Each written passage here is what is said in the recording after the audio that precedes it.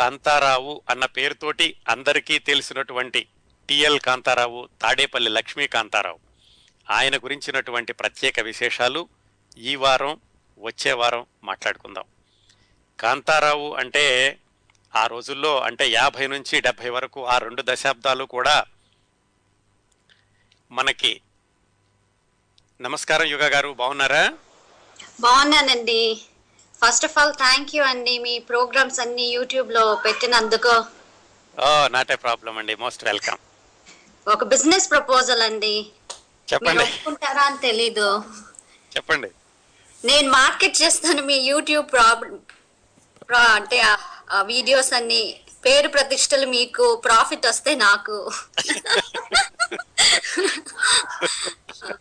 Actually చాలా convenient ఉంటుందండి YouTube లో అయితే. అంటే మన ఆర్కైవ్స్ లో కూడా ఉందన్నమాట, కానీ ఒక ఆర్కైవ్స్ అన్నిట్లో పనిచేస్తాయా ఇప్పుడు కరెక్ట్ గా అని తెలీదు. యూట్యూబ్ లో అంటే మనకి యాక్సెస్ కొంచెం ఈజీగా ఉంటుంది. అది మీరు అంత శ్రమ తీసుకొని పోస్ట్ చేసినందుకు చాలా థ్యాంక్స్ అండి. నో ప్రాబ్లం అండి, మోస్ట్ వెల్కమ్. అలాగే మీ ప్రపోజల్ రివర్స్ చేయండి యుగ గారు. రివర్సా? ఎలా అంటారు? రివర్స్, పేరు ప్రఖ్యాతులు మీరు తీసుకోండి, ఆదాయం వస్తే నాకు ఇవ్వండి. పర్వాలేదండి, నాకు ఎలాగో పేరు ప్రఖ్యాతులు రావు కాబట్టి అడ్జస్ట్ అయిపోతా. మీ పుణ్యమని అవస్తాయి కదా. తర్వాత ఇప్పుడే వింటున్నాను క్వశ్చన్, మీరు చెప్పేశారా అని తెలీదు. హరినాథ్ అండి చెప్పేశారా? ఓకే, చెప్పేశాను. కాంతారావు గారి గురించి మాట్లాడుకోబోతున్నామండి. ఓకే ఓకే ఓకే ఓకే అండి. ఇన్ని సంవత్సరాలు ఒక విధమైనటువంటి ఒక గాడిలో ఉన్న నటీనటుల గురించి మాట్లాడుకుంటున్నాం. ఈ వారం విభిన్నంగా కాంతారావు గారి గురించి మాట్లాడుకుందామండి. అది మంచిదే కదండి, మీ ప్రోగ్రామ్ ఎలాగో విభిన్నంగా ఉంటుంది. మీరు చాలా రీసెర్చ్ చేస్తారు కాబట్టి ఆయన గురించి మాకు తెలియని చాలా విషయాలు తెలుస్తాయి అన్నమాట. ఓకే అండి, let me not hold you of more. చక్కగా చేస్తున్నారో నేను ప్రత్యేకంగా చెప్పక్కర్లేదు. I continue listening and you have a great holiday weekend అండి. టేక్ కేర్ అండి. థ్యాంక్ యూ యుగ గారు, వింటూ ఉండండి. నమస్తే అండి. ఎన్టీ రామారావు గారిని ఎన్టీ ఓడు ఎలా అంటారో, కాంతారావు గారు అనే కత్తుల కాంతారావు అని, కత్తి కాంతారావు అని, ఆయన గ్రామాల్లోకి పల్లెటూళ్లలో ప్రతి ఇంట్లోకి చొచ్చుకుపోయారు. 50, 70 ఆ 2 దశాబ్దాల్లోనూ. ఆ 2 దశాబ్దాల్లోనూ జానపదాలకి అది స్వర్ణయుగం అనొచ్చు. 50, 70 ఆ 2 సంవత్సరాల్లో జానపదాలు విపరీతంగా చూస్తూ ఉండేవాళ్ళు పల్లెటూరి ప్రజలు.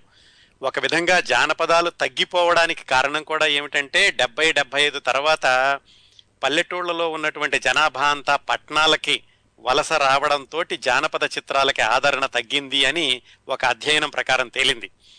ఆ విధంగా కాంతారావు గారి సినిమాలు, జానపద చిత్రాలు కూడా 75, 80 తర్వాత తగ్గుతూ వచ్చినాయి. కాకపోతే 70 వరకు జానపద చిత్రాల వైభవం కొనసాగుతున్న రోజుల్లో జానపద చిత్రం అంటే అయితే ఎన్టీ రామారావు గారు, లేదంటే కాంతారావు గారు, వీళ్ళిద్దరే ప్రముఖంగా వినిపించేటటువంటి పేర్లు. కాంతారావు గారి జీవితం చాలా ఆసక్తికరంగా ఉంటుంది. మనం మాట్లాడుకున్నటువంటి నటీనటుల్లో చాలా మందిని ఏమిటంటే చిన్నప్పటి నుంచి చాలా కష్టాలు పడ్డారు, సినిమాల్లోకి రావడానికి ఎంతో కష్టాలు పడ్డారు, సినిమాల్లో నిలదొక్కుకోవడానికి ఎంతో కష్టాలు పడ్డారు, ఇలాంటివన్నీ చూసాం చాలా మంది విషయాల్లో. ఎన్టీ రామారావు గారి విషయంలోనూ, అలాగే శోభన్ బాబు గారి విషయంలోనూ వీళ్ళందరూ కూడా ఎంతో కష్టపడి నిలదొక్కుకోవడానికి, సినిమాల్లోకి రావడానికి ముందు కూడా మధ్యతరగతి జీవితాలతోటి ఇలా మాట్లాడుకున్నాం. కాంతారావు గారి జీవితంలో ఇది పూర్తిగా విభిన్నం.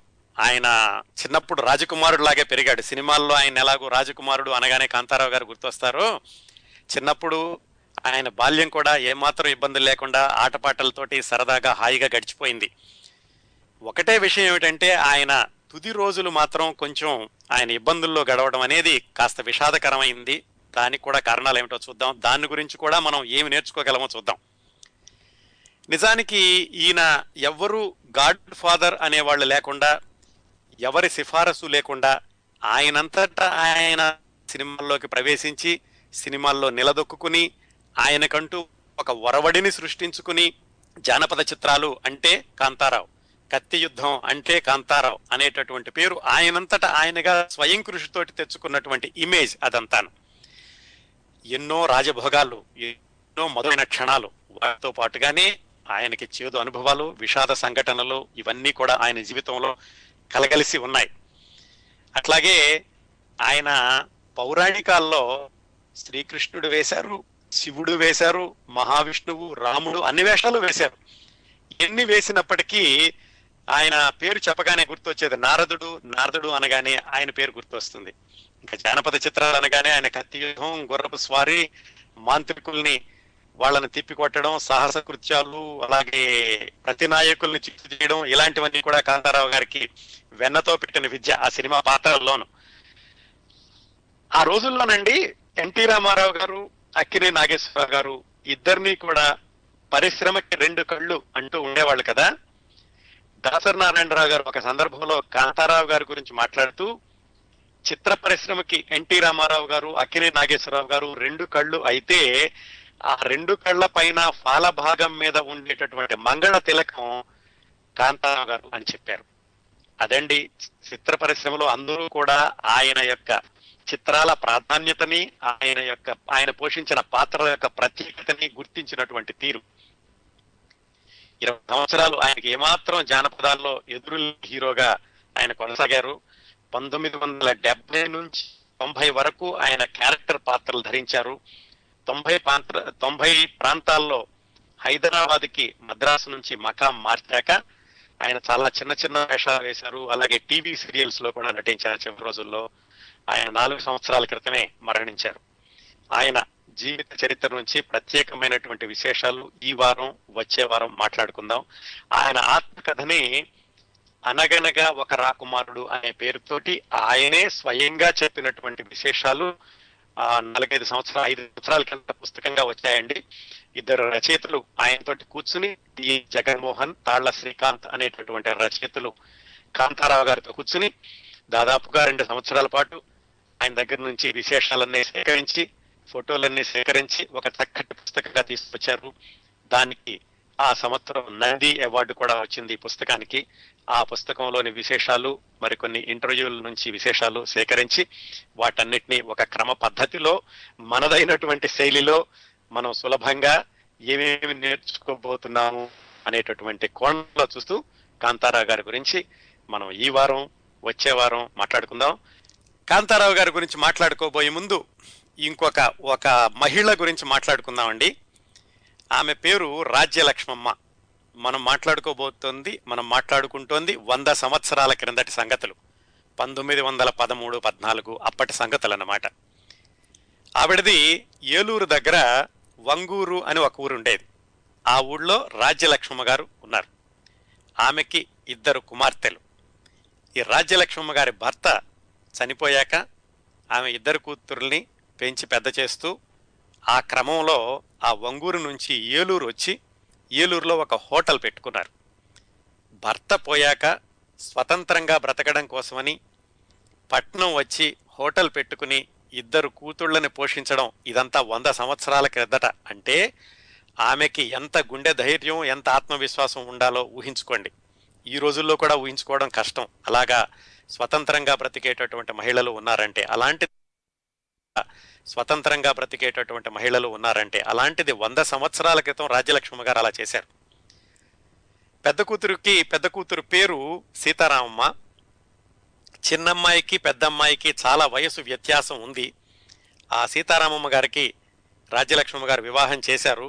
కాకపోతే ఆమెలాగానే ఆ కుమార్తెకు కూడా చాలా చిన్నప్పుడే వైధవ్యం ప్రాప్తించింది. భర్త చనిపోయాడు. అలాగా వితంతువైనటువంటి పెద్ద కుమార్తె, ఆమె కంటే చాలా చిన్నదైన చిన్న కుమార్తె, వీళ్ళిద్దరినీ పెట్టుకుని ఆవిడ ఏలూరులో హోటల్ నడుపుకుంటూ ఉండేవాళ్ళు రాజ్యలక్ష్మి గారు.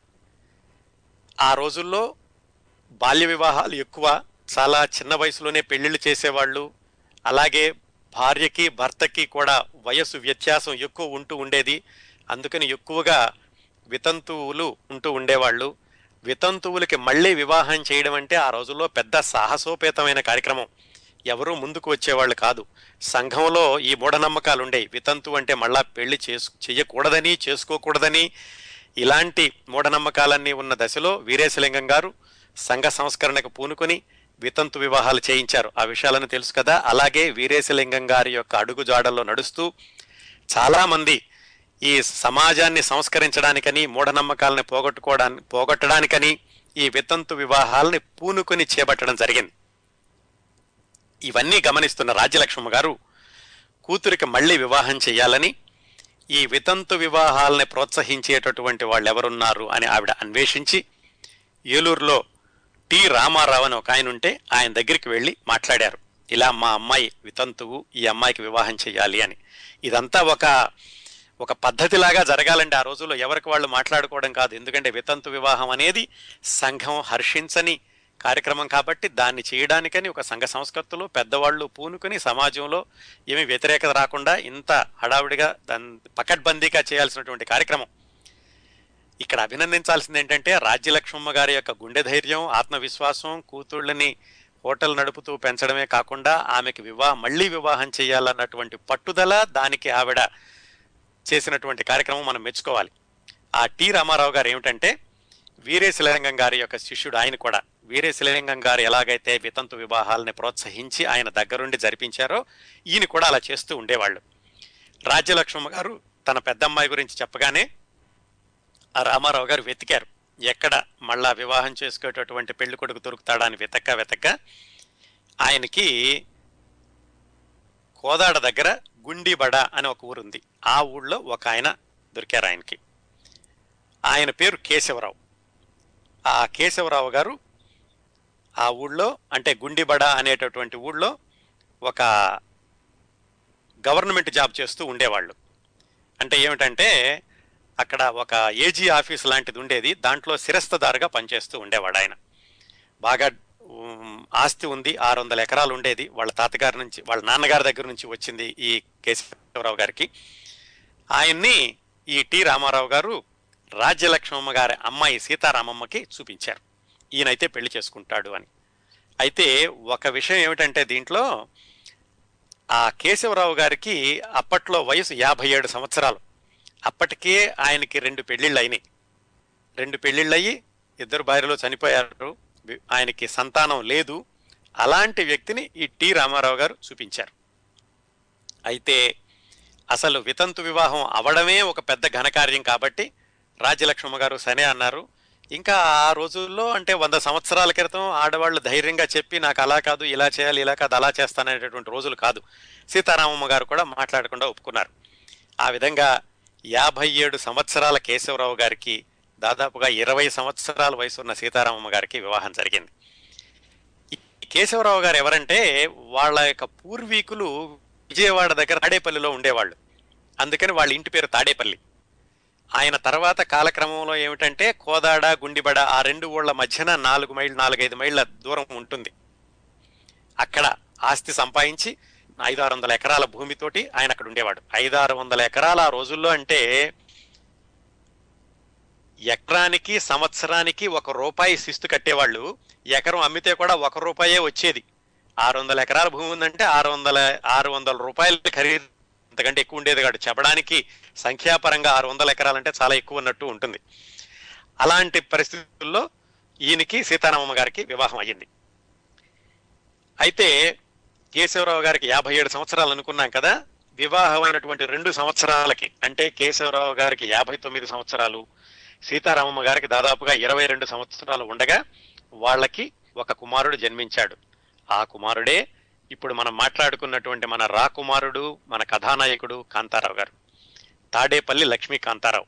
తాడేపల్లి అంటే చెప్పుకున్నాం కదా, వాళ్ళ తాతగారు వాళ్ళు విజయవాడ దగ్గర తాడేపల్లిలో ఉండేవాళ్ళు. ఆయన కాంతారావు గారు పుట్టింది 1923 నవంబర్ 16వ తారీఖున, అంటే 15 అర్ధరాత్రి జన్మించాడు ఆయన. అప్పటికి వాళ్ళ నాన్నగారి వయసు 59 సంవత్సరాలు, వాళ్ళ అమ్మగారి వయసు 22 సంవత్సరాలు. ఆయన నిరుపేద కుటుంబం ఏమీ కాదు, 600 ఎకరాల భూమి, అలాగే వాళ్ళ నాన్నగారికి చక్కటి గవర్నమెంట్ ఉద్యోగం ఉంది, బాగానే ఉన్నవాళ్లే.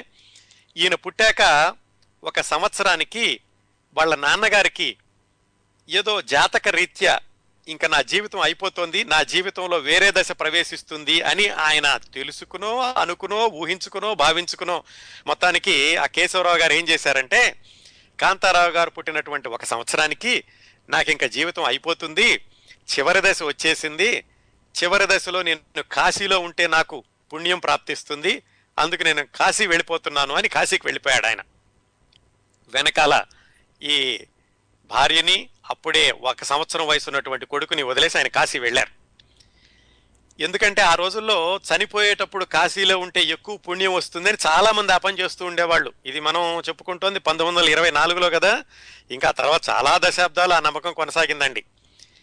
అట్లా వీళ్ళు కాశీలో ఉన్నప్పుడు వీళ్ళకి సేవ చేయడానికి వేరే వాళ్ళు ఉంటూ ఉండేవాళ్ళు. వాళ్ళు కూడా ఏంటంటే అవసాన దశలో ఉన్నటువంటి వాళ్ళకి సేవ చేస్తే పుణ్యం వస్తుందని వాళ్ళు కూడా సేవ చేస్తూ ఉండేవాళ్ళు. ఈ కేశవరావు గారు కాశీ వెళ్ళేటప్పటికీ ఆయన మరదలు, అంటే కేశవరావు గారి తమ్ముడు భార్య, ఆవిడ కూడా 55-56 ఏళ్ళు ఉంటాయి. ఆవిడ ఏంటంటే బావగారికి సేవ చేద్దాం అని చెప్పి ఆవిడ కూడా కాశీ వెళ్ళారు. వెళ్ళి ఆ కేశవరావు గారికి చివరి రోజుల్లో ఆవిడ సేవ చేశారు. ఇది చాలా బాగుంది. ఆయన 60-61 సంవత్సరాలు ఆయనకి ఒక ఆవిడ వెళ్ళి సేవ చేయడం అనేది చాలా సేవాభావం అనుకోవచ్చు. కానీ అక్కడ జరిగింది ఏమిటంటే, ఆయనకి సేవ చేసినన్ని రోజులు చేసి ఆవిడ ఆయనతోటి దస్తావేజులు రాయించుకున్నారు. ఏమని? ఈ పొలం అంతా నాదేను అని. అలాగా ఆయన చనిపోయారు. అక్కడ ఈవిడ వెనక్కి వచ్చారు. అంటే ఎవరు? కాంతారావు గారి పిన్ని గారు. ఆవిడ వెనక్కి వచ్చి, మీ నాన్నగారు పేపర్లన్నీ నాకు రాశారు. మీ నాన్నగారు అంటే ఇంకా కాంతారావు చిన్నపిల్లడు తెలియదు కదా, అంటే కాంతారావు గారి అమ్మగారితోటి, అంటే అక్క వరసయ్య ఆవిడతోటి, చూడమ్మా ఈ ఆస్తి అంతా నా పేరు రాసేశారు, అందుకని ఆస్తి అంతా నాకే చెందుతుంది అని ఆవిడ ఒక విధమైనటువంటి అస్త్రం ప్రయోగించింది వీళ్ళ మీద. అప్పటి నుంచి మొదలుపెట్టి కాంతారావు గారి అమ్మగారు, వాళ్ళ అమ్మమ్మ గారు ఆ ఆస్తిని మళ్ళా కాపాడు కోసమని కోర్టుల చుట్టూతా ఎన్ని సంవత్సరాలు తిరిగారంటే దాదాపుగా 10-15 సంవత్సరాలు కోర్టుల చుట్టూతా తిరగడమే సరిపోయింది వాళ్ళకి. ఈ వ్యవహారం జరుగుతూ ఉండగా కాంతారావు గారి అమ్మమ్మ గారు, ఏలూరులో హోటల్ అనుకున్నాం కదా, ఆవిడ చిన్న కూతురు కూడా పెళ్లి చేసేసి ఇక్కడ పెద్ద కూతురు ఒంటరిదయిందని చెప్పి ఆవిడ కూడా గుండిబడ వచ్చేశారు కోదాడ దగ్గర. కాంతారావు గారికి అప్పటికి 2-3 సంవత్సరాల వయసు. అప్పటి నుంచి మొదలుపెట్టి 10-15 సంవత్సరాలు ఇద్దరు ఆడవాళ్లు కూడా కోర్టుల చుట్టూతా తిరుగుతూ ఆస్తి కోసమని ప్రయత్నాలు చేస్తూ ఉండేవాళ్ళు. కాంతారావు గారి అమ్మమ్మ గారు, కాంతారావు గారి అమ్మగారు. ఆ పరిస్థితుల్లో కాంతారావు గారి బాల్యం ఎలా కొనసాగిందంటే, దేనికి వీళ్ళకి ఏమి ఇబ్బంది లేదు, ఆస్తి ఉంది, దాంట్లో నుంచి పంట ఏదో పండిన పంట వస్తూ ఉంటుంది, పెద్ద ఇబ్బంది లేకుండా జీవితం గడుస్తూ ఉంది. మన కాంతారావు గారికి చిన్నప్పటి నుంచి కూడా రాజవైభోగమే, ఏమాత్రం ఇబ్బందులు లేకుండా, ఒక్కడే కొడుకు, చాలా ఆస్తి ఉంది, కోర్టు కేసుల్లో ఉన్నప్పటికీ వీళ్ళకి ఆదాయం వస్తుంది కొంతవరకును. దాంతో చిన్నప్పటి నుంచి ఆయన గుర్రపు స్వారీ చేసేవాడట. గుర్రపు స్వారీ అంటే అదేదో పెద్ద లగ్జరీలాగా కాదు. ఆ రోజుల్లో ఒక చోట నుంచి ఒక చోటకు వెళ్ళాలంటే చాలా మందికి గుర్రాలు ఉంటూ ఉండేవి. వీళ్ళ ఇంట్లో కూడా ఒక గుర్రం ఉండేది. అందుకని చాలా చిన్న వయసులోనే ఆయన గుర్రపు స్వారీ కూడా నేర్చుకున్నాడు. తర్వాత రోజుల్లో ఆయన సినీ నటుడు అవుతాడని, సినిమాల్లో గుర్రపు స్వారీ చేస్తాడని, సినిమాల్లో గుర్రపు స్వారీ చేస్తూ కత్తి యుద్ధం చేస్తాడని ఆ రోజుల్లో ఆయనే కాదు ఎవరికి అనుకుని ఉండరు. ఎందుకంటే చాలా చిన్నపిల్లడు, 5-6 సంవత్సరాల వయసు సందర్భంలో జరిగినటువంటి సంఘటనలు. అలా గుర్రం మీద స్వారీ చేస్తూ ఉండేవాడు. ఇంట్లో అమ్మమ్మ చాలా గారాభంగా చూస్తూ ఉండేవాడు. ఒక్కడే కొడుకు కాబట్టి ఎర్రగా బుర్రగా మంచి చక్కటి ముఖ వర్చస్సుతోటి, చక్కటి పర్సనాలిటీ తోటి ఉండేవాడు చిన్నప్పటి నుంచేను. ఇంకా చదువు విషయానికి వచ్చేసరికి వాళ్ళ సొంత ఊరు గుండిబడలో 1-2 క్లాసులు మాత్రమే ఉండేయట ఆ రోజుల్లో. ఆ తర్వాత చదువుకోవాలంటే 4 మైళ్ళ దూరంలో ఉన్న కోదాడకు వెళ్ళాలి. కోదాడకు వెళ్ళి అలాగా 3-4 క్లాసులు చదువుకున్నాడు. ఆ చదువుకునేటప్పుడే గుండిబడ నుంచి కోదాడ వెళ్ళేటప్పుడు మధ్యలో వాగులు దాటడం, ఇవన్నీ కూడా ఒక విధమైనటువంటి జానపద చిత్రాల్లోని వాతావరణంలోనే ఆయన పెరగడం తటస్థించింది. కోదాడలో 3-4 అయిపోయాక ఆ తర్వాత పై చదువులు చదువుకోవాలి. పై చదువులు అంటే ఆ రోజుల్లో 5వ తరగతి చదవడమే పై చదువు. అది చదవాలంటే ఆయన కోదాడలో కూడా లేదు. అక్కడి నుంచి ఖమ్మం వెళ్ళాలి. అక్కడ నుంచి ఖమ్మం వెళ్ళి, ఖమ్మంలో వెళ్ళాలంటే మరి ఇంకా చిన్నపిల్లడే కదా, 5వ తరగతి అంటే 9-10 సంవత్సరాల వయసు ఉంటుంది. వాళ్ళ అమ్మమ్మ గారు వచ్చి ఖమ్మంలో ఉండే ఆవిడ ఈ కుర్రాన్ని దగ్గరుండి 5వ తరగతి చదివించడం మొదలుపెట్టింది. అక్కడ కూడా పెద్దగా కొనసాగలేదు. అక్కడ 4-5 సంవత్సరాలు ఉన్నారు అంతే ఖమ్మంలో కూడాను. ఆ ఖమ్మంలో ఈయన 5వ తరగతి చదువుతూ ఉండగా అక్కడ ఈయనకి పాటలంటే ముందు పాటలు పద్యాలు అంటే ఆసక్తి ఏర్పడింది. ఎలాగంటే 5వ తరగతి 6వ తరగతి చదువుతూ ఇంటి దగ్గర నుంచి స్కూల్కి నడిచి వెళ్ళేటప్పుడు ఎవరింట్లో నుంచైనా రేడియో కానీ గ్రామ్ఫోన్ కానీ, ఆ రోజుల్లో గ్రామ్ఫోన్ ఉండడం అంటే చాలా లగ్జరీ, ఎవరో ఒకళ్ళిద్దరింట్లో గ్రామ్ఫోన్ ఉండేది. గ్రామ్ఫోన్ నుంచి కానీ రేడియో నుంచి కానీ ఏమన్నా పద్యాలు పాటలు, ముఖ్యంగా పద్యాలు వస్తుంటే ఈయన అక్కడే ఆగిపోయి ఎలాగో ఆ ఇంటి వాళ్ళని బతిమాలి ఇంట్లోకి వెళ్ళి ఆ పద్యాలు అయ్యే వరకు కూర్చుని విని వచ్చేవాడట. అలాగే వీళ్ళ అమ్మమ్మ గారు చాలా పౌరాణిక గాథలు జానపద గాథలు చెబుతూ ఉండేవాళ్ళు. అక్కడి నుంచి ఈయనకి పద్యాలంటే విపరీతమైన ఆసక్తి ఆ 10-12 సంవత్సరాల వయసులోనే. అలాగే ఆ ఖమ్మం ఊళ్ళో ఒక ముసలతను ఒకతను ఉండేవాడు. ఏవో చిన్న చిన్న పనులు చేసుకుంటూ సాయంకాలం అయ్యేసరికి దేవాలయం దగ్గర చేరేవాడట. అతను ఆ చుట్టుపక్కల ఉన్న పిల్లలందరినీ పోగు చేసి సాయంకాలం పూట కూర్చోబెట్టి వాళ్ళకి పురాణ కథలు చెప్తూ ఉండేవాడు. ఆ పిల్లల్లో మన కాంతారావు గారు కూడా ఒకళ్ళు. ఆయన కూడా కూర్చుని ఆయన దగ్గర అలా పురాణ గాథలు వింటూ ఉండేవాడు. ఈ విధంగా ఈయనకి పురాణాలన్నా జానపద కథలన్నా పద్యాలన్నా చాలా ఆసక్తి ఆ 10-12 సంవత్సరాల్లో ఏర్పడింది. తరువాతి దశ ఏమిటంటే నాటకాలు. నాటకాలంటే ఆ రోజుల్లో నాటకాలే ఎక్కువ కాలక్షేపం. ఎందుకంటే ఇప్పుడు మనం మాట్లాడుకుంటుంది 1935-36 సంగతి. అంటే సినిమాలు అప్పుడే కొత్తగా వచ్చినాయి, ఇంకా ఎక్కువగా అవి ఆవహించలేదు సమాజాన్ని. అందుకని నాటకాలు ఎక్కువగా చూస్తూ ఉండేవాళ్ళు. ఈ పద్యాలు పురాణాలు వీటి మీద ఆసక్తి పెరిగాక ఈయనకి నాటకాలు అలవాటైంది. అలవాటు అవ్వడం అంటే చూడడం. ఆయన సాయంకాలం అవగానే ఇంట్లో చెప్పకుండా ఎక్కడ నాటకం జరుగుతున్నా కానీ వెళ్ళిపోవడం, ఆ నాటకం అయ్యే వరకు తెల్లవారులు ఉండి ఇంటికి రావడం, వాళ్ళ అమ్మమ్మ గారు ఒక్కొక్కసారి చూడడం, ఒక్కొక్కసారి గమనించకపోవడం. మొత్తానికి నాటకాలంటే విపరీతమైన ఆసక్తి ఏర్పడింది. ఆ రోజుల్లో నాటకాలంటే 5-6 గంటలు ఉండేవి. రాత్రి 10ంటికి మొదలు పెడితే తెల్లవారుజాము 4 అయ్యేది, లేకపోతే 11ంటికి మొదలు పెట్టి తెల్లవారుజాము 5 వరకు అయ్యేది. ఈ కుర్రాడు అంత చిన్న వయసులోనే వెళ్ళి ఆ నాటకాలన్నీ చూడడం, వాటి మీద ఆసక్తి పెంచుకోవడం మొదలైంది. ఇంట్లో తెలుస్తోంది వాళ్ళ అమ్మగారికి వీడు చదవడం మానేసేసి ఇలా వెళుతున్నాడు నాటకాలకి, లేకపోతే నాటకాలు వెళ్ళొచ్చి స్కూల్కి వెళ్ళలేదని. కానీ చిన్నపిల్లడుగా సరేలే అని చెప్పి ఆవిడ కూడా పెద్దగా ఆయన కట్టుబాటులో పెట్టడానికి కానీ క్రమశిక్షణ ఎక్కువగా ఆయన మీద రుద్దడానికి కానీ ప్రయత్నించలేదు. సరే, నాటకాలు చూస్తున్నప్పుడు మరి స్కూల్లో ఉన్నప్పుడు ఏదో నాటకం వేసే ఒక సందర్భం వస్తుంది కదా. అలాగా హై స్కూల్లో చదువుకునేటప్పుడు చిన్నపిల్లలతో కలిసి సతీ సక్కుబాయి నాటకం వేద్దామని ఆ స్కూల్లో పిల్లలందరూ ఒక ప్రణాళిక చేసుకున్నారు. దాంట్లో శ్రీకృష్ణుడి వేషం మన కాంతారావు గారు వేయాలి. చిన్నపిల్లడు మరి శ్రీకృష్ణుడికి పంచి కట్టుకోవాలి, పట్టు పంచి కట్టుకోవాలంటే కావాలి కదా. అందుకని ఈయనే ఇంట్లో తెలియకుండా వాళ్ళ అమ్మగారితో ఒక పంచి తీసుకుని వచ్చి, మరేమో చాలా పెద్దదవుతుంది, దాన్ని 4 ముక్కలు చేసి 4 కట్టుకున్నారు దాంట్లో. ఆ తర్వాత ఇంట్లో తెలిసింది, ఇంట్లో వాళ్ళు కోపడ్డారు, వేరే విషయం అనుకోండి. తనకి ఇలాంటి చిన్న చిన్న పనులన్నీ చేస్తూ ఉండేవాడు. ఇంతే కాకుండా ఖమ్మంలో చదువుకుంటూ వాళ్ళ అమ్మగారు ఖమ్మంలో ఉండేవాళ్ళు, వాళ్ళ అమ్మగారేమో గుడిబండలో ఉండేవాళ్ళు కోదాడ దగ్గర. ఈయన ఆదివారం వచ్చిందంటే ఖమ్మం నుంచి గుడిబండ వెళ్ళడం, వాళ్ళ అమ్మగారి దగ్గర నుంచి ఉండి ఆ ఆదివారం పూట అక్కడి నుంచి ఏవో కూరగాయలు అవి తీసుకుని మళ్ళీ ఖమ్మం రావడం, ఇలా చేస్తూ ఉండేవాడు.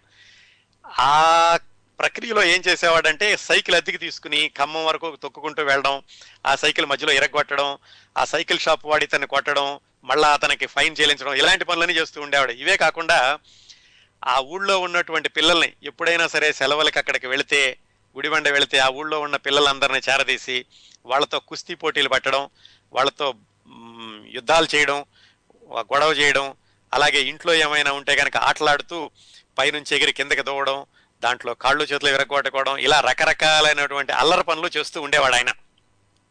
ఒక విధంగా చాలా కులాసా జీవితం, ఏమాత్రం కష్టపడాల్సిన అవసరం లేని జీవితం. ఒక్కడే కొడుకు, గారాబంగా పెంచారు కాబట్టి ఇటువైపు ఇలాగా అల్లరి చేయడం, అందరితోటి తగాదాలు పెట్టుకోవడం, తగాదాలు తీసుకురావడం, ఇలా జరుగుతూ గడిచింది ఆయన జీవితం. ఎప్పటి వరకు? 8వ సంవత్సరం వరకు, అంటే 8వ తరగతి వరకు అలా జరిగింది. అప్పుడు ఏం చేశారంటే, ఇక వీళ్ళకి అనిపించింది, ఈ మహిళలిద్దరికీ వీడు చదువుకోవట్లేదు, వీడు చదువుకుని పైకి వచ్చేటటువంటి లక్షణాలు ఏమీ కనపట్టలేదు, అల్లరి ఎక్కువైపోయింది, ఇలాగే వదిలేస్తే కనుక అల్లరి పెరిగిపోతుంది అని చెప్పి వాళ్ళు ఏం చేశారంటే, సరేరా అబ్బాయి నువ్వు చదువు మానేసేయి, ఎలాగూ మీ నాన్నగారి ఉద్యోగం ఉంది, అందుకని అది వారసత్వంగా వస్తుంది, ఇప్పటికి నువ్వు మైనర్ అయినప్పటికీ కూడా నీకు వచ్చేలాగా చూస్తామని మొత్తానికి వాళ్ళ నాన్నగారి ఉద్యోగాన్ని ఇతనికి వచ్చేలాగా చేశారు. ఆ ఉద్యోగం ఏంటంటే మునసబు లాంటిది. అప్పట్లో మునసబు అనేవాళ్ళు కాదు, మాలీ పటేల్ అనేవాళ్ళు తెలంగాణ ప్రాంతంలో. ఇప్పుడు ఆ తర్వాత రోజుల్లో దానికి సమానమైనటువంటి ఉద్యోగం ఏమిటంటే మున్సబ్ అనుకోవచ్చు. అలాంటి ఉద్యోగం మైనర్ అయినప్పటికీ ఈయనకి ఇచ్చారు. అప్పటికి ఆయన వయసు 15 సంవత్సరాలు అయ్యి 15-16 సంవత్సరాలు అయ్యి ఉంటుంది, 14-15 సంవత్సరాలు. 8వ తరగతితో ఆ విధంగా ఆయన చదువు గట్టెంకించి వాళ్ళ నాన్నగారి వారసత్వంగా వచ్చినటువంటి ఉద్యోగంలో చేరారు. ఇదండి కాంతారావు గారి జీవితం.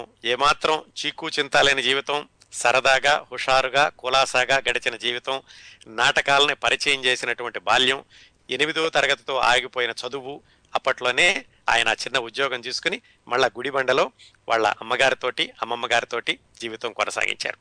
ఇలా ఉంటూ ఉండగా అసలు ఈయనకి సినిమాల్లోకి, మనం మాట్లాడుకున్నది సినిమా హీరో కదా, ఈ సినిమాల్లోకి వెళ్ళడం అనేటటువంటి ఆలోచన వచ్చే వరకు, అవకాశం వచ్చే వరకు ఆయన జీవితం ఎలా జరిగింది, ఈ 16 సంవత్సరాల కుర్రవాడికి వివాహం ఎలా అయింది, తర్వాత ఆయన మిగతా దశలు ఎలా జరిగినాయి, ఆ విశేషాలు తెలుసుకోబోయే ముందు కాంతారావు గారు నటించినటువంటి గురువుని మించిన శిష్యుడి నుంచి ఒక పాట వినబోయే ముందు శ్రోతతోటి మాట్లాడదాం.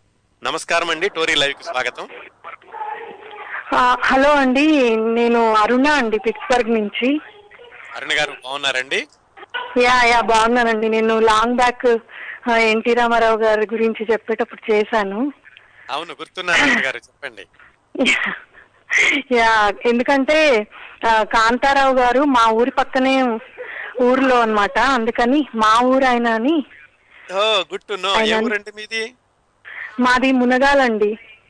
అది కోదాడ కోదాడ పక్కనే, కోదాడ పక్కనే అండి. అంటే అప్పుడు చిన్నప్పుడు చెప్పేవాళ్ళు అనమాట, గుడిబండ కాంతారావు గారు అని. వాళ్ళకి పెద్ద పెద్ద మామిడి తోటలు ఉండేవి. మునగాల నుంచి కోదాడ వెళ్తూ ఉంటే బస్ లో పెద్ద పెద్ద మామిడి తోటలు కనిపించాయి, ఇవన్నీ వాళ్ళవే అని చెప్పేవాళ్ళు. అది నిజమో కాదో తెలియదు నాకు, అట్లా చెప్పేవాళ్ళు. సో మా ఊరు ఆయన గురించి చెప్తున్నారు అని గర్వంగా అనిపించి చేసా. డిస్టర్బ్ చేయొద్దు అనుకున్నాను. మీకు వీలైతే ఏకవీరం సినిమాలోంచి ప్రతి రాత్రి వసంత రాత్రి పాట వేయడానికి ప్రయత్నించండి. పర్వాలేదు, వేయకపోయినా పర్వాలేదు, వీలైతే వేయండి. తప్పనిసరిగానండి, వేస్తానండి. అలాగే ఆ పొలాలకి కూడా వాళ్ళవే అయి ఉంటాయండి, ఆయన ఆత్మకథ ప్రకారం వాళ్ళవే. యా, ఇప్పుడు అసలు గుర్తుపట్టలేకుండా ఉండుండొచ్చు. నేను వెళ్ళి 5 years అవుతుంది.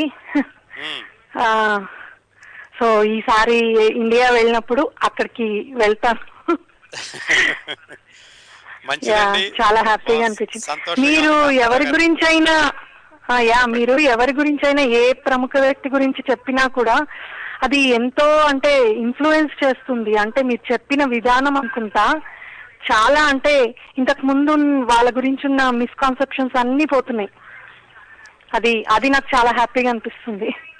చాలా సంతోషం అండి, నా కృషి అది మీరు ఇలాగే కంటిన్యూ చేయండి. ఎందుకంటే రామ్ గోపాల్ వర్మ గారి గురించి చెప్పారు కదా, ఆయన గురించి అసలు నాకు చాలా తెలియనివన్నీ తెలుసుకున్నాను. ఓకే అండి, కంటిన్యూ చేయండి. ఓకే అండి, థ్యాంక్ యూ అరుణ గారు. ఉంటాను. బాయ్. ఆ చిన్న మున్సబు ఉద్యోగం ఏదో చేసుకుంటూ, అది 24 గంటలు ఉండే ఉద్యోగం కాదు కదా, పైగా అన్ని సీజన్స్ లోనూ ఉండదు, ఏదో అవసరం వచ్చినప్పుడు ఉంటుంది. ఆ శిస్తులు కట్టుకునేటప్పుడు, పొలాలకి శిస్తులు వసూలు చేసేటప్పుడు అప్పుడును ఆయన సరే ఈ ఉద్యోగం అని నడిపిస్తూ నాటకాల మీద ఎలాగో ఆసక్తి ఉంది కదా, అది తగ్గలేదు చిన్నప్పటి నుంచిను. ఈ పిల్లలందరినీ పోగు చేసి, పిల్లలంటే ఇప్పుడు ఆయనకి 16-17 సంవత్సరాల వయసు వచ్చింది, బాలమిత్ర నాట్య మండలి అనేటటువంటి ఒక నాటక సమాజం లాంటి దాన్ని పెట్టి ఆయన చిన్న చిన్న నాటకాలు కూడా వేస్తూ ఉండేవాడు.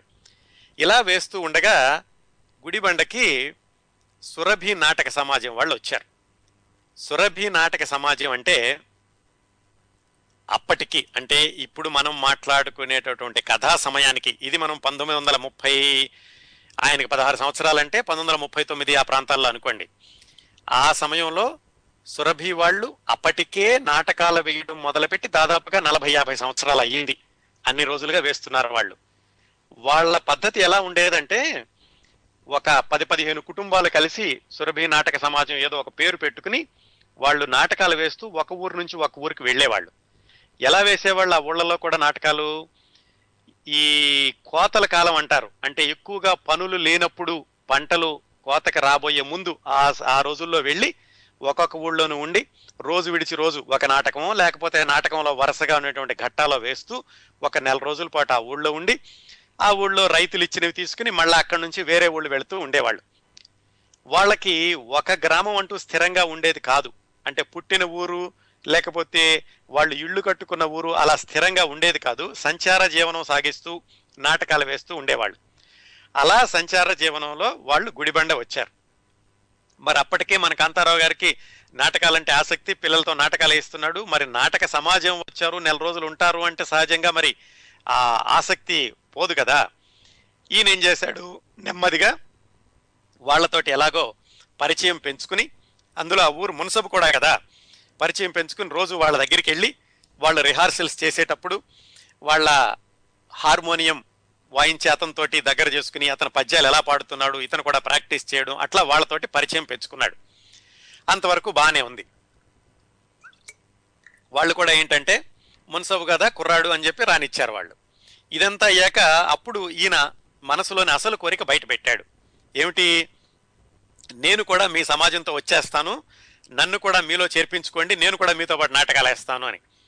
వాళ్ళు నచ్చజెప్పారు. బాబు, ఇది అందరూ చేసే పని కాదు, మేమంటే కుటుంబాలు అందరం కలిసి చేస్తున్నాము, బయట వాళ్ళు ఈ నాటకాల్లోకి రావడం సాధ్యం కాదు, ముఖ్యంగా మీ కుటుంబాల వాళ్ళు ఒప్పుకోరు, సమాజంలో వాళ్ళు ఒప్పుకోరు, సమాజంలో పెద్దలు ఒప్పుకోరు, అందుకని నువ్వు రావద్దు, నువ్వు గనక నిన్ను గనక మాలోకి తీసుకుంటే మాకు చెడ్డ పేరు వస్తుంది, మేమేదో నిన్ను చెడగొట్టామనుకుంటారు, నువ్వేదో హాయిగా ఉద్యోగం చేసుకుంటున్నావు అని చెప్పి వాళ్ళ శత విధాల నచ్చ చెప్పడానికి ప్రయత్నించారు. నిజంగా కూడా ఏంటంటే ఆ రోజుల్లో నాటకాలు వేసే వాళ్ళని ఎవరూ కూడా విపరీతమైన గౌరవంగా చూసేవాళ్ళు కాదు, అదొక మంచి కార్యక్రమంగా కూడా దాన్ని గమనించేవాళ్ళు కాదు. నాటకాలు వేసేవాళ్ళు అంటే చాలా చిన్నతనంగా చూస్తూ ఉండేవాళ్ళు. అందుకని వీళ్ళు కూడా ఏంటంటే ఊరు నుంచి ఊరు మారుతూ నాటకాలు వేస్తూ ఉండేవాళ్ళు. ఈ ఉన్న కుటుంబంలో నుంచి వచ్చినటువంటి కుర్రాడిని తీసుకోవడానికి వాళ్ళు కూడా భయపడ్డారు. సామాన్యంగా అలా తీసుకొని కూడా తీసుకోరు. అందుకనే ఈ సురభి కుటుంబాల్లో వివాహాలు చేసుకోవాలనుకున్నా వాళ్ళల్లో వాళ్లే వివాహాలు చేసుకుంటూ ఉండేవాళ్ళు. బయట వాళ్ళకి వీళ్ళకి ఈ మామూలు సామాజిక జీవన సంబంధాలు తక్కువగా ఉంటూ ఉండేవి. ఆ స్త్రీ పాత్రలు కూడా వాళ్లే వేస్తూ ఉండేవాళ్ళు. అలాగే వాళ్ళు గర్భిణీ స్త్రీలైనా సరే నాటక రంగస్థలం మీద నటిస్తూనే ఉండేవాళ్ళు. ఈ సందర్భంలో ఇంకో చిన్న విషయం చెప్పాలి. సురభి నాటక సమాజం అన్న ప్రసక్తి వచ్చింది కాబట్టి, తెలుగు సినిమా మొట్టమొదటి టాకీ సినిమా భక్త ప్రహ్లాద, చాలా మంది గుర్తుండే ఉంటుంది కదా.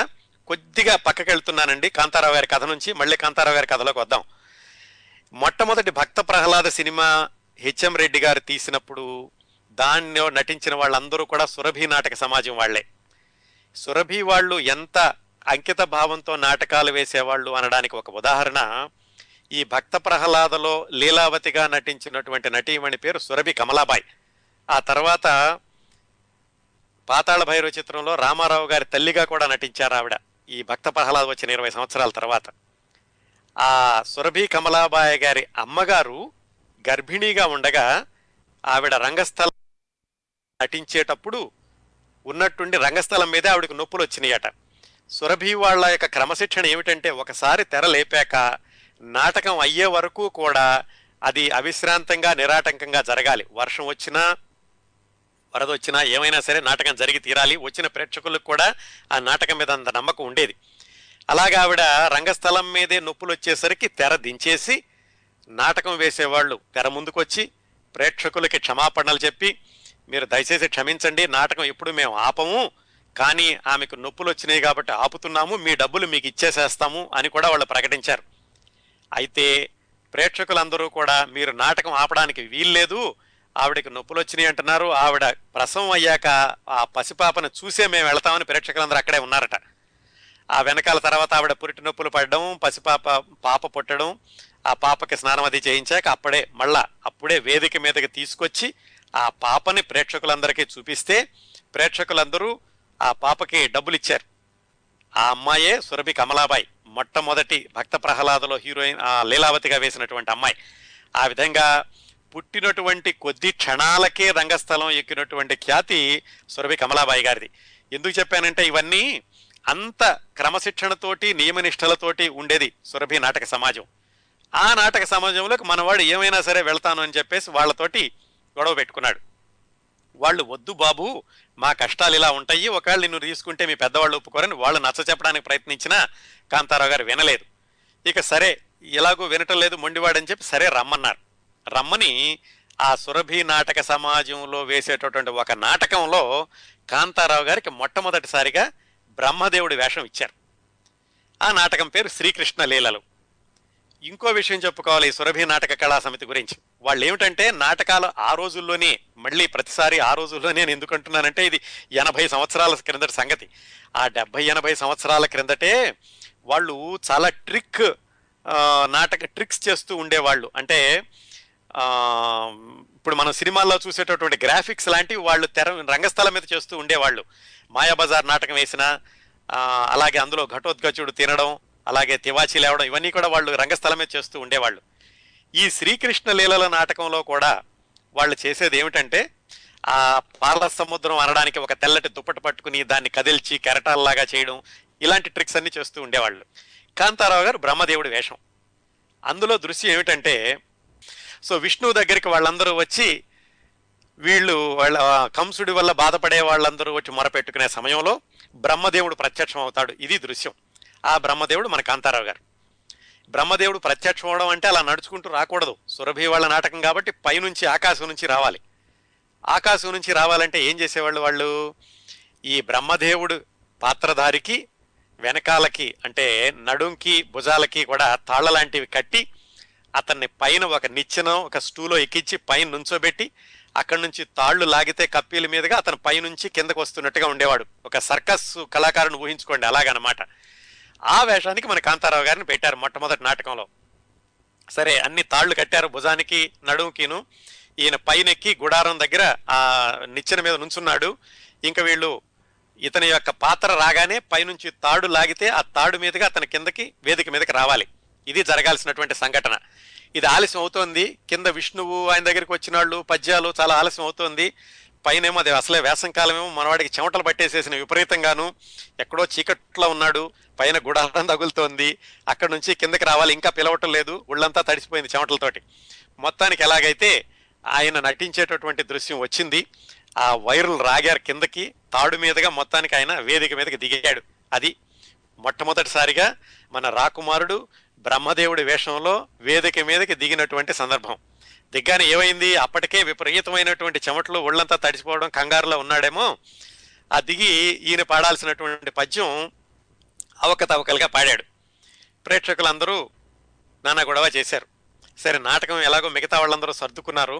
నాటకం అయ్యిందనిపించాక నాటకం అయిపోయాక మళ్ళా పిలిచి చెప్పారు, చూసావు బాబు, నువ్వు వేయలేవు నాటకం, మేము వేసేటటువంటి పద్ధతి వేరు, నువ్వు కొత్త, నేను చెప్పావు నువ్వు వద్దని, అయినా కానీ నువ్వు వచ్చావు, ఇప్పుడైనా మానేసి వెళ్ళిపో అని ఇప్పటికైనా మానతాడేమోనని వాళ్ళు కాంతారావు గారికి సర్ది చెప్పడానికి ప్రయత్నించారు. అంత తొందరగా మానేవాడైతే అసలు వెళ్ళేవాడు కాదు కదా. ఈయనకి నాటకాలంటే ఉన్నటువంటి ఆకర్షణ అంత బలీయంగా ఉంది. ఈయనేమన్నాడు, చూడండి మీరు కావాలని ఇలా చేశారు, నేను సరిగ్గా చేయకూడదని నాకు మొట్టమొదటిసారిగా బ్రహ్మదేవుడు వేషం ఇచ్చారు, వేరే వేషం ఇచ్చి చూడండి, నేను తప్పనిసరిగా బాగా చేస్తాను అని ఏమైనా సరే ససేమిరా వాళ్ళని వదలడానికి ఆయన ఒప్పుకోలేదు. సరే, ఇక ఎలాగో ఈ కుర్రాడు వదలటం లేదని వాళ్ళు ఇంకా తమతోటి తీసుకెళ్ళడానికి నిశ్చయించుకున్నారు. ఆ విధంగా కాంతారావు గారు ఆ 17-18 సంవత్సరాల వయసులో, 17-18 కూడా కాదండి, 16 సంవత్సరాలే వయసు ఉంటుంది, ఆ వయసులో ఆ సురభి నాటక కళా సమితి తోటి వెళ్ళిపోయి ఒక 3-4 నెలల పాటు వేరే ఊళ్ళల్లో నాటకాలు వేయడం, అప్పుడప్పుడు ఇంటికి రావడం, ఇలా చేశాడు. వాళ్ళ అమ్మమ్మ గారు అసలే ఏదో చదువుతూ వీడు అందరితో గొడవలు తెస్తున్నాడని చెప్పి చదువు మానిపించేసి ఉద్యోగం ఇప్పించాము, ఇప్పుడు ఈ ఉద్యోగం కూడా మధ్యలో మానేసేసి వెళ్ళి ఇలాగ నాటకాలతో తిరుగుతున్నాడని వాళ్ళు కంగారు పడి పెద్ద మనుషుల్ని పెట్టి సురభి వాళ్ళని పిలిపించి, మా అబ్బాయిని మాకు ఇచ్చేసేయండి. వాళ్ళు అన్నారు, దివ్యంగా తీసుకెళ్ళిపోండి, వద్దంటే మీ వాడే మా వెనకాల వస్తున్నాడని. మధ్యలో పెద్ద మనుషుల్ని పెట్టి మొత్తానికి ఎలాగైతే కాంతారావు గారిని ఆ సురభి నాటకాల దాని నుంచి, ఆ వలలో నుంచి బయటికి లాక్కొచ్చారు. బయటికి లాక్కొచ్చేసాక ఇద్దరూ పాపం ఆడవాళ్ళు ఏం చేయాలి, అమ్మమ్మ గారు ఇంకోవైపు కోర్టు కేసులు, ఇటు చూస్తే ఈ కుర్రాడేమో ఉద్యోగం చేసుకోరా అంటే నాటకాలంటే వెళ్ళిపోయాడు, చదువు కూడా మానిపించేశారు. ఇప్పుడు వాళ్ళు ఏం చేశారంటే, ఊళ్ళో ఉంటే కొంచెం ఇలా ఉంటాడు, ఇతను కొంచెం ఈ వాతావరణం నుంచి దూరంగా వెళితే బాగుంటుంది కొన్ని రోజులైనానని కొన్ని రోజులు తెనాలి పంపించారు. అక్కడ ఏం చేయలేదు, ఊరికే తెనాల్లో ఉండడానికి కాస్త దూరంగా ఉంటాడని పంపించారు ఇంకో కుర్రాడిని ఇచ్చి. అక్కడ ఉండగా వీళ్ళకి ఏమనిపించిందంటే, ఇక పెళ్లి చేసేస్తే బెటరు, పెళ్లి చేసేస్తేనైనా బాధ్యత తెలుస్తుంది, బాధ్యత తెలిసి కాస్త ఇంటి పట్టున ఉంటాడు అని పెళ్లి సంబంధాలు వెతకడం మొదలుపెట్టారు. తీరా చూస్తే అతని వయసు 17 సంవత్సరాలు. చివరికి ఎలాగో విజయవాడలో ఒక సంబంధం కుదిరింది అంటే ఒక సంబంధం వచ్చింది. సరే, వీళ్ళు వెళ్ళి చూశారు. అమ్మాయిని చూశారు. వాళ్ళ అమ్మమ్మ గారికి నచ్చింది. ఎలాగోలాగా అసలు వీడికి పెళ్ళైతే చాలు అనుకుంటుంది ఆవిడ. వాళ్ళ అమ్మగారికి మాత్రం నచ్చలేదు. ఎందుకంటే మా కుర్రాడు చంద్రుడిలా ఉన్నాడు, ఎర్రగా బుర్రగా రాజకుమారుడిలా ఉన్నాడు, ఆ అమ్మాయి మా అబ్బాయి అందానికి సరిపోయేటటువంటి అమ్మాయి కాదు అని వీళ్ళ అమ్మగారు కొంచెం మళ్ళా పెట్టారు. అయితే ఆ పెళ్లి కూతురు తరఫు వాళ్ళు మాత్రం ఎలాగైనా సరే ఈ సంబంధం వదులుకోవడానికి ఇష్టపడలేదు. ఎందుకంటే కుర్రాడు చూస్తే చాలా అందగాడు, అటు చూస్తే ఆస్తి, ఇంకోవైపు మున్సబు ఉద్యోగం అన్నీ ఉన్నాయి. మొత్తానికి ఎట్లాగైతే ఒప్పించి ఆ పెళ్లి చేశారు. ఆ విధంగా కాంతారావు గారికి 17 సంవత్సరాల వయసులో వివాహం అయ్యింది. ఆ అమ్మాయి కూడా 17 సంవత్సరాలే. పెళ్లి విజయవాడలో జరిగింది. విజయవాడలో జరిగాక మళ్ళీ ఇంటికి వచ్చేసి గుడిబండలో కాపురం పెట్టారు. 17 సంవత్సరాల వయసులో ఆ విధంగా వివాహం చేసుకుని భార్యని గుడిబండకి తీసుకొచ్చి, ఈయన మున్సబు ఉద్యోగం కొనసాగుతోంది, నాటకాలు పక్కన అప్పుడప్పుడు వేస్తున్నారు. 19వ సంవత్సరం వచ్చేసరికి ఈయనకు ఒక పాప పుట్టింది. కాకపోతే 6 నెలల్లోనే ఆ పాప మరణించింది. అంటే 17 సంవత్సరాల వయసులో వివాహం చేసుకోవడం, 19 సంవత్సరాలకి పాప పుట్టడం, పాప చనిపోవడం కూడా జరిగింది. ఈలోగా ఈయన 18 సంవత్సరాలు దాటినాయి కదా, మేజర్ అయ్యాడు. మేజర్ అవ్వగానే ఆ కోర్టు కేసుల్లో ఈయనే వాదించుకోవడం, ఈయన వెళ్ళడానికి అవకాశం దొరికింది. వాదించడం కాదు, ఈయన ఆ ఆస్తి తరఫున తనని తను రిప్రజెంట్ చేసుకోవడానికని తనే కోర్టుకు వెళ్ళడం సంభవించింది. అలా కోర్టుకు వెళ్ళారు, గెలిచారు. కొన్ని 100 ఎకరాలు మళ్ళా వచ్చినాయి. ఆ వచ్చిన 100 ఎకరాల్లో మళ్ళా ఏమైందంటే వీళ్ళ మేనత్త గారు మళ్ళా ఇంకో పత్రాలు సృష్టించి నాకు రావాలి, మీ నాన్నగారు నాకు ఇచ్చారని మళ్ళీ ఈయన అడగడం. ఇంకోవైపు పిన్ని గారు చేసిన తప్పు ఒప్పుకోవడం, ఏదో ఆస్తి వస్తుంది అనుకున్నాను మీకే రావాలని ఆవిడ అప్పగించడం. ఇలా రకరకాలైనటువంటి తగాదాలు, ఆస్తి తగాదాలు జరుగుతూ మొత్తానికి ఈయన ఉన్న ఆస్తిలో కొంత ఆస్తిని ఈయన ఆవేశంలో మా నాన్నగారు కనుక మాట అనుంటే నేను ఇస్తానని చెప్పి వాళ్ళ మేనత్త గారికి ఇచ్చేసేయడం, వాళ్ళ పిన్ని గారు తప్పు తెలుసుకోవడం, ఇలా ఈ వ్యవహారాలన్నీ జరుగుతూ వచ్చినాయి.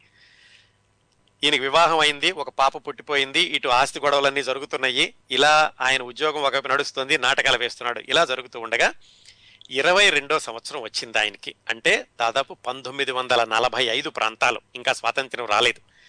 20వ సంవత్సరం వచ్చాక ఆయనకి ఒక అబ్బాయి పుట్టాడు. ఇప్పటి వరకు పర్వాలేదు, సజావుగానే సాగుతోంది జీవితం అంతాను. ఒక అబ్బాయి పుట్టాడు. ఇప్పుడు ఆయన జీవితం ఒక అనుకోనటువంటి మలుపు తిరిగింది. ఆ మలుపు ఇంకో మలుపుకి దోవతీసింది. ఇది 22 సంవత్సరాలంటే 1945వ సంవత్సరం అండి. అంటే స్వాతంత్ర్యం రావడానికి కొంచెం ముందన్నమాట. ఆ రోజుల్లో ఈ బ్రిటిష్ వారికి వ్యతిరేకంగా నాటకాలు రాసి ప్రదర్శిస్తూ ఉండేవాళ్ళు చాలామంది. వాటిల్లో మా భూమి అనేటటువంటి నాటకం చాలా ప్రసిద్ధి. వాసిరెడ్డి, సుంకర అని వాళ్ళిద్దరూ రాసినటువంటి నాటకం మా భూమి. ఒకరోజు ఏమైందంటే ఈ మామి నాటకం వేస్తున్నారు జగ్గయ్యపేటలో, అది కూడా కాదు అని తెలిసి కాంతారావు గారు ఈ నాటకం చూడడానికి జగ్గయ్యపేట వచ్చారు. అయితే అప్పట్లో పరిస్థితులు ఎలా ఉన్నాయంటే కమ్యూనిస్టులు, రజాకారులు వీళ్ళ మధ్యన బాగా గొడవలు జరుగుతూ ఉండేవి. తెలంగాణ ప్రాంతంలోనూ ఈ రజాకారులు తెలంగాణ ప్రాంతంలో ఎక్కువగా ఉండేవాళ్ళు. కాంతారావు గారు మున్సబు కాబట్టి, గవర్నమెంట్ ఉద్యోగం కాబట్టి రజాకారులు ఏమిటంటే మనవాడే అనుకుంటూ ఉండేవాళ్ళు, గవర్నమెంట్ తరఫునే ఉంటాడు అని. ఇంకోవైపు చూస్తేనేమో కాంతారావు గారికి కమ్యూనిస్టు వాళ్ళందరూ చాలా మిత్రులు, ఈయన వయసు వాళ్ళు ఈయనకి చాలా మిత్రులు. ఈ గొడవలు ఊళ్ళో అలా ఉంటూ ఉండగా ఈయన నాటకం చూడడానికి జగ్గయ్యపేట వచ్చాడు. జగ్గయ్యపేట వచ్చేసరికి ఆ ఊళ్ళో ఏమైందంటే ఎవరో పుకారు లేవతీశారు. మన మున్సబుగా పనిచేసే కాంతారావు జగ్గయ్యపేట వెళ్ళాడు, అక్కడ మా భూమి నాటకం చూడడానికి వాళ్లతో కలిసి ఆయుధాలు సమకూర్చుకోవడానికి కమ్యూనిస్టు వాళ్లతోటి అని చెప్పి ఎవరో పుకారు లేవతీశారు. దాంతో రజాకారులు ఇతని కోసం వెతకడం మొదలుపెట్టారు. ఈ నాటకం చూడడానికి వచ్చినటువంటి కాంతారావు వెనక్కి తిరిగి వెళ్తుంటే ఎవరో చెప్పారు, నువ్వు వెళ్ళొద్దు, రజాకారులు నీ కోసం వెళుతున్నారు, వెళితే నీకు నీ ప్రాణాలకే ప్రమాదం, అందుకని నువ్వు ఒకడే ఉండిపో అని చెప్పి ఆయన మళ్ళీ వెనక్కి వెళ్ళనివ్వలేదు. ఆ విధంగా గుడిబండ నుంచి అనుకోకుండా జగ్గయ్యపేట వచ్చి అక్కడే ఉండిపోవాల్సినటువంటి పరిస్థితి ఏర్పడింది కాంతారావుకి. ఎందుకంటే జగ్గయ్యపేట తెలంగాణలో లేదు. సో ఈయన జగ్గయ్యపేటలో ఉన్నప్పుడు వాళ్ళ అమ్మగారు, అమ్మమ్మ గారు కూడా ఈ విషయం తెలుసుకుని వాళ్ళ అబ్బాయి కోసమని రజాకారులు వెతుకుతున్నారని చెప్పి వాళ్ళు ఏం చేశారంటే ఒక ఎడ్ల బండి మీద వాళ్ళకున్నటువంటి సామాన్లు, వడ్ల ధాన్య బస్తాలు అన్నీ వేసుకుని వాళ్ళు కూడా జగ్గయ్యపేట వచ్చేసారు. వచ్చేసేసి మొత్తానికి జగ్గయ్యపేటలో కాపురం పెట్టారు. జగ్గయ్యపేట తెలంగాణలోకి రాదు కాబట్టి ఆయన మీద అరెస్ట్ వారెంట్ ఉన్నా కానీ అంత ప్రమాదం లేదు, ఆయన ప్రాణాలకు ప్రమాదం లేదు, రజాకారులు ఇక్కడికి వచ్చేటటువంటి అవకాశం లేదు.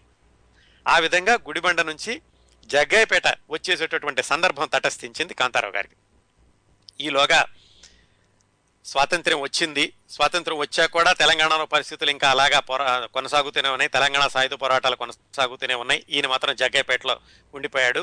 ఇక్కడ ఉద్యోగం ఏమీ లేదు కదా, కాకపోతే వాళ్ళు తెచ్చుకున్నటువంటి ధాన్యం బస్తాలు అవి ఉన్నాయి. అప్పుడప్పుడు వెళ్ళి తెలియకుండా వెళ్ళి వాళ్ళు పంటలు తీసుకురావడం.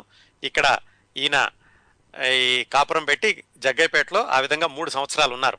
ఆ 3 సంవత్సరాల్లోనూ ఖాళీగా ఉండలేడు కదా, నాటకాలు అలవాటు కదా. ఇక్కడ కుర్రాళ్ళని చేరదీసి జగ్గయ్యపేటలో నాటకాలు వేయడం మొదలు పెట్టాడు. అప్పట్లో హిందీ నాటకాలు కూడా వేస్తూ ఉండేవాడట ఆయన. ఎందుకంటే ఈయన ఖమ్మంలో 6, 7, 8 చదువుకున్నప్పుడు ఉర్దూ మీడియంలో చదువుకున్నారు. అందుకని హిందీ మీద కూడా మంచి పట్టు ఉంది. ఇదే తర్వాత కలిసి వచ్చింది మద్రాసు వెళ్ళాక. ఆ సందర్భం వచ్చినప్పుడు చెప్పుకుందాం. ఈ విధంగా నాటకాలు వేస్తూ ఉండేవాడు జగ్గయ్యపేటలోను. నాటకాలే కాకుండా తన వయసు కుర్రవాళ్ళందరినీ కూడగట్టుకుని వాళ్లతో చేరి వీళ్ళందరూ కలిసి పొద్దున్నే ఒక వ్యాన్ మాట్లాడుకుని విజయవాడ వెళ్ళి 2-3 రోజులు ఒక హోటల్లో ఉండి అక్కడ మొత్తం సినిమాలన్నీ చూసి వచ్చేవాళ్ళు. అలా వారానికి ఒకసారో 2 వారాలకు ఒకసారి వెళ్ళడం, 2-3 రోజులు అక్కడ ఉండడం, సినిమాలన్నీ చూసి మళ్ళీ 2-3 రోజుల తర్వాత ఇంటికి రావడం. ఇలాగ జీవితం అంతా హ్యాపీగా గడుస్తుంది. ఏమాత్రం ఇబ్బందులు లేవు. ఆస్తిలో నుంచి వచ్చినటువంటి ఆ సంపాదన ఉంది కాబట్టి అమ్మమ్మ ఉన్నారు, ఈయనకి భార్య కుమారుడు ఉన్నారు. జగ్గయ్యపేటలో ఉంటూ నాటకాలు వేస్తూ విజయవాడ వెళ్ళి సినిమాలు చూస్తూ ఇలా గడుస్తూ ఉన్న రోజుల్లో జగ్గయ్యపేటలో వీళ్ళు ఉంటున్నటువంటి వీధిలోనే ఓరుగంటి సత్యనారాయణ శాస్త్రి అని ఇంకొక కుటుంబం కూడా ఉంది. ఆయన జ్యోతిష్యం చెబుతూ ఉండేవాళ్ళు. కాంతారావు గారి భార్యకి ఈలోగా అనారోగ్యం, అది అల్సరో ఏదో అన్నారు, చాలా దీర్ఘకాలమైనటువంటి వ్యాధిలాగా ఉంది. అందుకని ఆ వీధిలోనే ఉన్నటువంటి ఈ ఓరుగంటి సత్యనారాయణ శాస్త్రి గారింటికి కుటుంబాలు తరచూ వెళ్ళడం, పరిచయాలు అలా పెరిగినాయి. కాంతారావు గారి అబ్బాయి చిన్నపిల్లడు కదా, కాంతారావు గారి భార్యకి ఆరోగ్యం సరిగా ఉండేది కాదు. అందుకని ఈ పిల్లడిని ఆ ఓరుగంటి సత్యనారాయణ శాస్త్రి గారు వాళ్ళ ఇంట్లో కొంచెం సాకుతూ ఉండేవాళ్ళు. ఆ ఓరుగంటి సత్యనారాయణ శాస్త్రి గారికి హైమావతి అని ఒక అమ్మాయి. ఆ అమ్మాయి కూడా చిన్నపిల్లే. ఆ అమ్మాయి వీళ్ళని చూస్తూ ఉండేది, ఈ పిల్లడి బాగోగులు చూస్తూ ఉండేది.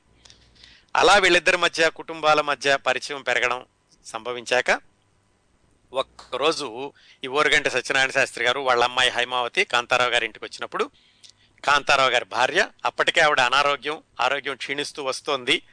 ఆవిడ ఏమందంటే, మా అబ్బాయి మీ ఇంట్లో బాగా అలవాటయ్యాడు, నా ఆరోగ్యం ఇలా ఉంది, నేను ఎన్ని రోజులు ఉంటానో నాకు తెలీదు, అందుకని చెప్పి మీ అమ్మాయిని మా వారికి ఇచ్చి వివాహం చేయండి అంది. వినడానికి చాలా ఆశ్చర్యంగా ఉంటుంది, కానీ జరిగిన సందర్భం అది.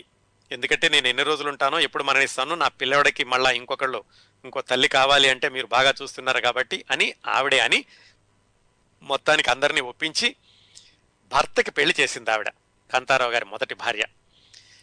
ఇంకో దురదృష్టం ఏమిటంటే ఆ వివాహం అయినటువంటి కొద్ది రోజులకే ఆవిడ మరణించింది, కాంతారావు గారి మొదటి భార్య. ఆ విధంగా కాంతారావు గారికి హైమావతి అనేటటువంటి ఓరుగంటి సత్యనారాయణ శాస్త్రి గారి అమ్మాయితోటి 1950లో, అంటే ఈయనకి 27 సంవత్సరాల వయసు ఉంటుంది, అప్పుడు ద్వితీయ వివాహం జరిగింది. వీళ్ళ అబ్బాయి, ఆ మొదటి భార్య వల్ల వచ్చినటువంటి అబ్బాయిని హైమావతి జాగ్రత్తగా చూసుకోవడం, కుటుంబం సంసారం సాగడం అలా జరుగుతూ ఉన్నప్పుడు మరి ఎంతకాలం ఉంటాడు? కుర్రాడు పెరిగి పెద్దవాడు అవుతున్నాడు, ఉద్యోగం లేదు, అక్కడ నుంచి ఏదో ఆస్తి వస్తోంది, అక్కడేమో ఇంకా గొడవలు తగ్గలేదు తెలంగాణలో. అలాంటప్పుడు వాళ్ళ అమ్మగారు రోజు అంటూ ఉండేవాళ్ళట, ఏదో ఒకటి చెయ్యరా నువ్వు, ఇలాగ ఖాళీగా కూర్చుంటే ఎన్ని రోజులు నడుస్తుంది, ఏదో ఎర్రగా బుర్రగా ఉన్నావు, అందంగా ఉన్నాను అనుకుంటున్నావు, నాటకాలు వేస్తున్నావు, ఇది ఎంతకాలం సాగుతుంది అని ఆవిడ కొంచెం గట్టిగా మాట్లాడడం మొదలుపెట్టారు. సూటిపోటి మాటలు అనేసరికి మనవాడికి కొంచెం తెలిసి రావడం మొదలైంది. ఎందుకంటే అప్పటికి 27 సంవత్సరాలు, 1950 అంటే 27 సంవత్సరాల వయసు కదా, 27 సంవత్సరాల వయసు వచ్చింది, కుర్రాడు పెద్దవాడు అవుతున్నాడు, స్థిరమైన ఉద్యోగం లేదు, ఎంతకాలం ఆస్తి మీద ఆధారపడతారు అని ఇతనికి ఏమనిపించిందంటే, ఏదో ఒకటి స్థిరమైనటువంటి వ్యాపకం చూసుకోవాలనిపించింది. స్థిరమైన వ్యాపకం ఏది? ఇటువైపు నాటకాలు వేస్తున్నాడు, అందుకని నాటకాలకు సంబంధించింది ఏదైనా చేయాలి అనగానే వెంటనే గుర్తొచ్చేది ఏముంది? సినిమాల్లోకి వెళ్ళాలి. ఈ సినిమాల్లోకి వెళ్ళాలి అన్నటువంటి ఆలోచన కూడా ఎందుకు వచ్చిందంటే, జగ్గయ్యపేటలో ఒక కుర్రాడు ఉండేవాడు, అతని పేరు విశ్వం. అతను అప్పటికే మద్రాసు వెళ్ళి బాలనాగమ్మ సినిమాలో బాలవర్ధిరాజుగా వేశాడు. ఆ రోజుల్లో అక్కడి నుంచి వెళ్ళి సినిమాల్లో వేయడం అంటే ఆసక్తి ఉన్న వాళ్ళకి చాలా ఆసక్తి ఉండేది. మిగతా వాళ్ళు పెద్దగా గౌరవంగా చూసేవాళ్ళు కాదు, కానీ ఈ నాటకాలంటే ఆసక్తి ఉన్న వాళ్ళకి సినిమాల్లో వేసి వచ్చాడు అంటే చాలా ఆకర్షణగా ఉండేది. ఈ కుర్రవాడు బాలనాగమ్మలో వేషం వేసి ఊరు రాగానే ఊర్లో వచ్చిన వాళ్ళందరికీ కూడా కబుర్లు చెప్తూ ఉండేవాడు. స్టూడియో ఎలా ఉంది, అక్కడ నా సినిమాలు ఎలా ఉంటాయి, షూటింగ్ ఎలా ఉంటుంది, ఇలాంటివన్నీ. అతను కాంతారావుకి పరిచయం అయ్యాడు. మరి నాటకాలు వేసేవాడు కదా, సహజంగా పరిచయం అవ్వడం అనేది సాధారణం. పరిచయం అయినప్పుడు అతని ద్వారా ఈ కబుర్లన్నీ వింటూ ఉండేవాడు. ఆ విధంగా కాంతారావు కూడా సినిమాలంటే చాలా ఆసక్తి ఏర్పడింది. ఇదేదో బాగానే ఉంది, సినిమాల్లో వెళితే బాగుంటుంది, నాటకాల్లో వేశాను కదా, ఎలాగో అందం ఉంది, ఆకర్షణంగా ఉంది, అందరూ అంటున్నారు నేను అందగాడని, ఆయన ఎట్లాగైనా సరే సినిమాల్లోకి వెళదాము అని అప్పుడు నిశ్చయించుకున్నారు. అదండి జీవితం అలా జరుగుతూ వచ్చింది. మొట్టమొదటగా చదువు మానేసేయడం, అల్లరి చేస్తున్నాడని, చదువులో నుంచి సురభి నాటక వాళ్ళ దగ్గరికి వెళ్ళి వాళ్ళతో 3-4 నెలలు గడపడం, అక్కడి నుంచి బయటకు వచ్చాక వివాహం అవ్వడం, మళ్ళీ తెలంగాణ సాయుధ పోరాటంతో జగ్గయ్యపేట రావడం, జగ్గయ్యపేటలో ఉండగా మళ్ళా నాటకాలు వేస్తూ సినిమాలు చూస్తూ గడుపుతున్న కాలంలో ద్వితీయ వివాహం అవ్వడం, మళ్ళా అమ్మగారు ఇలా సుటిపోటి మాట్లాడడం వల్ల ఎలాగైనా సరే సినిమాల్లోకి వెళ్ళిపోదాము అని ఆయన నిర్ణయించుకున్నారు. ఇంత జరిగాక ఇంట్లోనే చెప్పారు, సరే నేను మద్రాసు వెళ్ళి నా అదృష్టాన్ని పరీక్షించుకుంటాను అని. ఇక్కడ ఆపుదామండి ఈ వారానికి. ఈయన ఇంకా మద్రాసు వెళ్ళాక మరి ఈయనకి ఎవరు సహాయం చేశారు, సినిమాలో వేషాలు ఎలా దొరికాయి, హీరో ఎలా అయ్యాడు. ఇంకో ఆశ్చర్యకరమైన విషయం ఏమిటంటే, ఎన్టీ రామారావు గారి విషయంలో మనం చెప్పుకున్నాం, గుర్తుంది కదా, పల్లెటూరి పిల్లలు ఆయన హీరోగా వేసి ఆ హీరోగా వేస్తున్న సమయంలో మన దేశంలో చిన్న పాత్ర పోషించారు అని. ఖచ్చితంగా కాంతారావు గారి విషయంలో కూడా అలాగే జరిగింది. ఒక సినిమాలో ఏదో చిన్న పాత్ర పోషించారు, మళ్ళా రెండో సినిమాలోనే ఆయన హీరో అవడం, ఆ రెండో సినిమానే జానపద చిత్రం అవడం. రెండో సినిమా అంటే హీరోగా మొదటి సినిమా అనుకోండి. మొట్టమొదటిసారిగా హీరోగా వేసిన సినిమాల్లోనే ఈయన గుర్రపు స్వారీ, కత్తి యుద్ధం చేయడం, ఆ సినిమాలోనే రాజనాల గారితో కలిసి నటించడం, ఆ తర్వాత రోజుల్లో కాంతారావు, రాజనాల, కాంతారావు అనగానే రాజనాల పేరు గుర్తొస్తుంది, రాజనాల అనగానే కాంతారావు పేరు గుర్తొస్తుంది. అలాంటి చరిత్ర సృష్టించడానికి పునాది ఈయన మొట్టమొదటి సినిమాతోటే పడడం. ఇదంతా చాలా ఆసక్తికరంగా ఉంటుంది. ఆ విశేషాలన్నీ మనం వచ్చే వారం మాట్లాడుకుందాం.